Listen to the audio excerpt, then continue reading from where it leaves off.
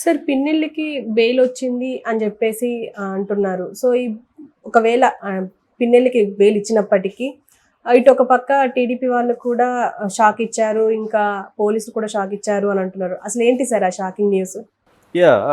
పిన్నెల్లి రామకృష్ణారెడ్డి ఆయనకి ఒక ఒక ఆనందం, ఒక బాధ అని చెప్పుకోవచ్చు.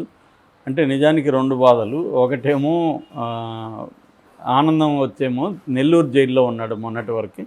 సో అనేక బెయిల్ పిటిషన్లు రిజెక్ట్ అయినాయి. ఫైనల్గా ఆయనకి నిన్న హైకోర్టు బెయిల్ ఇచ్చింది. ఆ బెయిల్ కూడా కండిషనల్ బెయిల్. కండిషనల్ బెయిల్ అంటే 50,000 పూచీకత్తుతో ఇద్దరు ఉండాలి. తర్వాత ఎవ్రీ వీక్ ఆయన పోలీస్ స్టేషన్లో, మాచర్ల పోలీస్ స్టేషన్లో సంతకం చేయాలి. తర్వాత మూడవది పాస్పోర్టు సరెండర్ చేయాలి. అంటే ఆయన ఎక్కడికి విదేశాలకు పోవడానికి లేదు. ఇది ఆయనకి ఇచ్చిన కండిషన్ బెయిల్. సో ఇది ఆనందం అని చెప్పాలి. ఎందుకంటే జైలు లైఫ్ అనేది అక్కడ ఎంత మేనేజ్ చేసుకోగలిగినా కూడా కష్టాలు అయితే, ఇబ్బందులు అయితే ఉంటాయి. సో అందుకని ఆయనకు ఊరట అయితే దొరికింది. అయితే ఇప్పుడు ఫస్ట్ పోలీసులు ఇచ్చిన షాక్ ఏంటంటే, పోలీసులు అసలు మాచర్లలో ఆహ్వానాలు, ర్యాలీలు ఇవన్నీ బ్యాన్ చేసేసారు. సో ఈయన అక్కడికి పోనీయకుండా ఇబ్బంది పెట్టడం అనేది పోలీసులు స్టార్ట్ చేశారు. అట్లాగే ఆయన చుట్టూ షాడో టీములు పెట్టారు. అంటే వాళ్ళు మఫ్టీలో ఉంటాయి, ఆయన చుట్టూ కార్లు వేసుకొని తిరుగుతుంటారు. సో ఆయన కదలికలు, నిఘా మొత్తం ఉంటుంది. సో అలాగా పోలీసులు ఒక షాక్ ఇచ్చారు. ఈ షాడో టీములను పెట్టి ఇచ్చారు. సో ఆయన హాయిగా దర్జాగా ఇప్పుడు వాళ్ళ ఊరికి పోయే పరిస్థితి లేదు. కాబట్టి హైదరాబాద్లోనే ఉండాలి ఆయన. హైదరాబాద్లో ఉండి సంతకం చేసేటప్పుడు మాత్రం ఎవ్రీ వీక్ మళ్ళీ వెళ్ళి రావాలి. అదో వ్యవహారం. సో అంటే ఆయన్ని ఒక రకంగా రిస్ట్రిక్షన్స్ పెట్టేశారు. ఆయన ఇప్పుడు రాజకీయాలు చేయాలంటే అక్కడ ఫ్రీగా తిరగాలి, అక్కడ జనాల్ని పోగేయాలి, ఇవన్నీ హడావిడి చేయాలి, మళ్ళీ కార్యకర్తలు ఉత్సాహం నింపాలి. ఇవన్నీ చేయాలంటేమో పోలీసులు ఆయన్ని అడ్డుకట్ట వేశారు. ఇక తెలుగుదేశం వాళ్ళు స్ట్రాటజిక్గా ఏం చేశారంటే, మాచర్ల మున్సిపాలిటీని కంప్లీట్గా ఉల్టా చేశారు. యాక్చువల్గా మాచర్ల మున్సిపాలిటీలో 31 వార్డులు ఉంటాయి. 31 వార్డులో మెజార్టీ వీళ్ళదే ఉన్నింది, వైసీపీదే. ఇప్పుడు ఏం చేశారంటే, గతంలోనే ఒక 14 మంది కౌన్సిలర్లు తెలుగుదేశంలో చేరారు. ఇప్పుడు 16 మంది కౌన్సిలర్లు ఇటు వచ్చేసారు. వైస్ చైర్మన్గా ఉన్న నరసింహారావు అనే ఆయన్ని ఇప్పుడు చైర్మన్ చేశారు. నరసింహారావు వచ్చి తెలుగుదేశం అతన్ని చైర్మన్ చేసేసారు. సో క్లియర్గా మాచర్ల మున్సిపాలిటీ వీళ్ళ వశం అయిపోయింది. సో ఇప్పుడు ఎందుకంటే ఈయన పిన్నెల్లి జైల్లో ఉన్నాడు, వీళ్ళ తమ్ముడు అక్కడ లేడు, ఎస్కేప్ అయ్యాడు. సో కాబట్టి అక్కడ ఎవరు కూడా వైసీపీ తరఫున ఆర్గనైజ్ చేసేవాళ్ళు లేదు. ఇదే సందాన్ని తెలుగుదేశం వాళ్ళు అక్కడ జాగ్రత్తగా ప్లాన్ చేసి వాళ్ళందరినీ లాగేసుకున్నారు. సో ఇప్పుడు ఇది తెలుగుదేశం ఇచ్చిన షాక్ ఆయనకి. సో ఇప్పుడు వెళ్ళి ఆయన కంప్లీట్గా ఆయనకి కంట్రోల్ అనేది పొలిటికల్, అక్కడ ఉన్న పార్టీ అనేది పోయింది. ఇప్పుడు మళ్ళీ ఆయన నిర్మించాలి, రీబిల్డ్ చేయాలి. రీబిల్డ్ చేయాలంటే ఆయన తిరగాలి, ఫ్రీగా కార్యకర్తలను కలవాలి, వాళ్ళ స్పీచ్లు ఇవ్వాలి, 2-3 మీటింగ్లు పెట్టాలి, ప్రోగ్రాములు చేయాలి, చిన్న ఆందోళన చేయాలి గవర్నమెంట్కి వ్యతిరేకంగా. ఇవన్నీ చేస్తేనే కదా మళ్ళీ పార్టీ డెవలప్ అవుతుంది. ఇవన్నీ చేయాలంటే ఏమో పోలీసులు రిస్ట్రిక్షన్స్ పెట్టారు.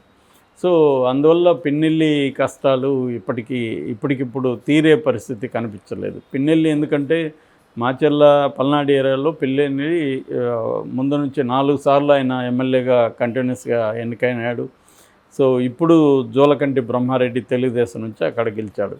కాబట్టి అంటే ఇది పిన్నెల్లికే కాదు, జగన్కి కూడా నష్టమే. ఎందుకంటే ఇప్పుడు వీళ్ళ స్ట్రాటజీ తెలుగుదేశం అండ్ జనసేన అంటే పవన్ కళ్యాణ్, చంద్రబాబు జాయింట్గా ఒక యాక్షన్ ప్లాన్ని ఎంచుకున్నారు, పొలిటికల్ యాక్షన్ ప్లాన్. ఆ యాక్షన్ ప్లాన్ ఏంటంటే, ఎక్కడికక్కడ కింది స్థాయిలో వైసీపీని వీక్ చేసేయాలి. అంటే మున్సిపల్ పరిధిలో కార్పొరేటర్స్ని లాగేసుకొని ఆ మున్సిపాలిటీని వీళ్ళు కైవసం చేసుకోవడం, జడ్పీటీసీలని తమ వైపు తిప్పుకోవడం, ఇంకెవరైనా సర్పంచ్ లాంటి వాళ్ళని చేర్చుకోవడం. ఎందుకంటే కింది స్థాయిలో వాళ్ళు గట్టిగా కూడా వైసీపీ తరఫున ఉండలేరు. ఏ పార్టీ అధికారంలో ఉంటే ఆ పార్టీకి జంప్ అయిపోతుంటారు జనరల్గానే. ఎందుకు అంటే వాళ్ళకి ఫండ్స్ ఇవ్వరు, వీళ్ళు వాళ్ళ మీద కేసులు పెట్టి వేధిస్తారు. వాళ్ళు కూడా బలమైన ఆర్థిక అంగబలం ఇవి ఉన్న వ్యక్తులుగా ఉండరు. కింది స్థాయిలో జడ్పీటీసీ ఉంటారు, వాళ్ళ బలం ఎంత ఉంటుంది. సో వాళ్ళు గవర్నమెంట్తో ఫైట్ చేయలేరు. కాబట్టి వాళ్ళని కానీ కొంత ప్రలోభాలు పెట్టడం, కొంత ఫోర్స్ చేయడం. మామూలుగా ఇది చరిత్రలో క్యారెట్ అండ్ స్టిక్ పాలసీ అంటారు.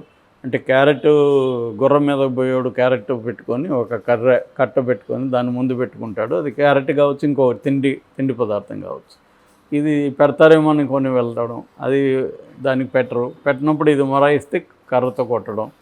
సో ఈ రెండు మెథడ్స్ ప్రతి పొలిటికల్ పార్టీ చేస్తుంది తమ ప్రత్యర్థుల్ని లొంగదీసుకోవడానికి. ఒకటేమో క్యారెట్ అంటే ప్రలోభాలు పెట్టడం, పదవులు ఇవ్వడమా, డబ్బులు ఇవ్వడమా, ఇంకోటి. రెండవది వాళ్ళని ప్రెజర్ చేయడం, వాళ్ళ మీద కేసులు పెట్టడం, వాళ్ళ ఆర్థిక వ్యవహారాలని వీక్ చేసేయడం, వాళ్ళ వ్యాపారాలను దెబ్బతీసేయడం.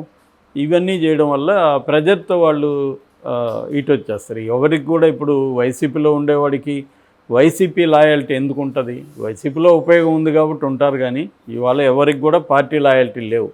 అందుకని మనం పెద్ద ఎత్తున పార్టీలు, ఒక పార్టీలో గెలిచి ఇంకో పార్టీలని జంపింగ్ బ్యాచ్ని మనం చూస్తున్నాం. ఎందుకంటే గతంలో పార్టీ లాయల్టీ ఉండేది. కాంగ్రెస్ వాది అంటే ఒక ఇది ఉండేది.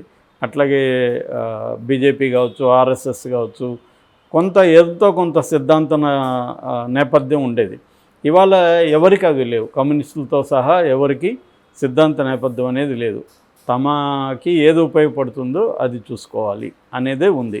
సో ఈ యాంగిల్లో ఇప్పుడు ఆంధ్రప్రదేశ్ మొత్తంగా చాలా చోట్ల ఇప్పటికీ వీళ్ళు ఒక్కొక్కటిగా వీక్ చేసుకుంటూ వస్తున్నారు. ఇప్పుడు వైజాగ్లో మాత్రం జగన్ ముందు చూపుతో దాన్ని బ్రేక్ చేయగలిగాడు. స్థానిక సంస్థల ఎమ్మెల్సీ బొత్సను గెలిపించుకోగలిగాడు. అట్లాగే ఇప్పుడు కడపలో జడ్పీటీసీ జరగబోతుంది. అక్కడ కూడా జగన్ ముందస్తుగా అక్కడ 40 మంది ఎంతో ఉంటే వాళ్ళని తన కంట్రోల్లో పెట్టుకోవడానికి ట్రై చేస్తున్నాడు. కానీ ఇది ప్రతి చోట కష్టం. ఎందుకంటే అదేదో అంటారు కదా, గద్ద చెత్తుకుపోతే కోడి తన పిల్లల్ని ఎలా కాపాడుకుంటుంది. అది ప్రతిసారి కష్టం. కొన్నిసార్లు కాపాడుకోవచ్చు కానీ ప్రతిసారి సాధ్యం కాదు. ఇప్పుడు మాచర్లలో అదే జరిగింది. మాచర్లలో జగన్ కూడా ఈ పరిస్థితి ఉన్నా కూడా ఏం చేయలేకపోయాడు. అక్కడ మున్సిపాలిటీ అనేది ఇప్పుడు వైసీపీ నుంచి వెళ్ళిపోయింది.